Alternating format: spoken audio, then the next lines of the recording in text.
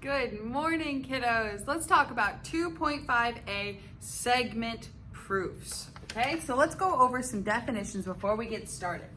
Okay, so a proof, and we've been talking about proofs for a couple days now, but a proof is a logical argument that uses deductive reasoning to show that a statement is true. And we'll talk about deductive reasoning. We'll remind you of what that is in just a little bit here. We also have a two-column proof. And a two-column proof is different than what we've been doing because we've had 3 columns, and the two-column proof is going to get rid of that middle section, that explanation section completely. We're just going to have the statements and then the reasons and the properties. Okay, and then finally a theorem. We have talked about theorems before, but we will be using them very much so in this chapter. Okay, and a theorem is a statement that can be proven. Okay, so far in our 3-column proofs, we have had a section for statements and a section for explanation, and then finally our reasons. Okay, and our statement column is where we would write the equation. This column states the step-by-step process of how we use the information. So this is where we would solve the equation. Our last statement was what we were trying to prove, or where we finally solved what x is or what our variable was. We usually write given for the statements first, so we just write down the equation. And we combine what has already been stated in the problem to continue the proof. Okay, our explanation column here, this is what we're getting rid of. We don't have to write the explanation column in a 2-column proof, but it's how we think. Okay, this will help if you ever get stuck. You could always throw this explanation column back into your proofs just to write down what you're thinking. And then finally, the reasons column. This is where we would put our properties, where we would put our theorems. This is where we are putting our reasons for doing what we're doing, okay, or what gives us the right to do what we're doing. For anything, information that has been stated in the problem, we have given, okay? So if we wrote down the equation, the reason why we can write that down is because it was given in the problem. We can also use postulates and theorems, definitions, and properties.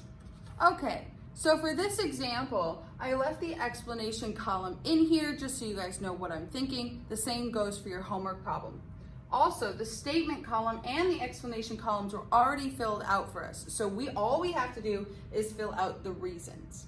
Okay, so our proof here says that AB plus AB is equal to the whole thing AC, okay? And we want to prove that AB, this first chunk, is equal to BC, this second chunk. Okay, and if you think about that, that makes sense. AB, our first chunk, plus BC, our second chunk, is supposed to equal our whole thing, AC, because of the segment addition postulate. Okay, but this one just says that this twice is equal to the whole thing. So I think that AB must be equal to BC in order for the segment addition postulate to make sense. Okay, so let's jump right into it. Our first statement is that AB plus AB is equal to AC. Okay, we wrote down that problem. Why? Because it was given to us.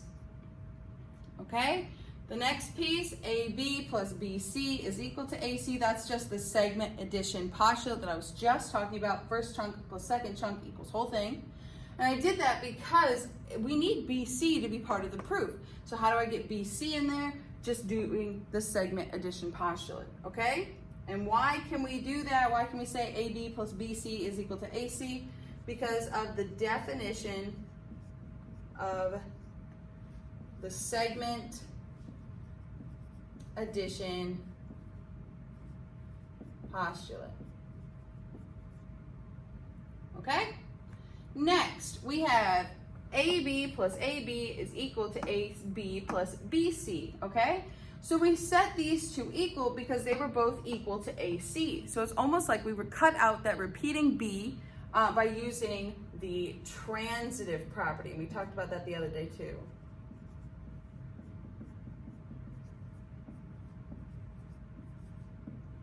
okay?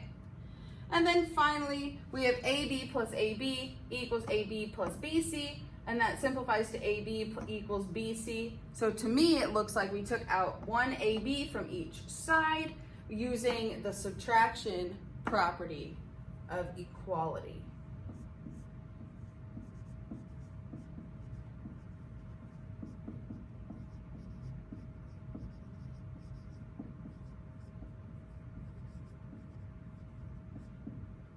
Okay, and we use the subtraction property of equality because the subtraction property of equality says that we can subtract something from both sides of the equal sign and have them still be equal.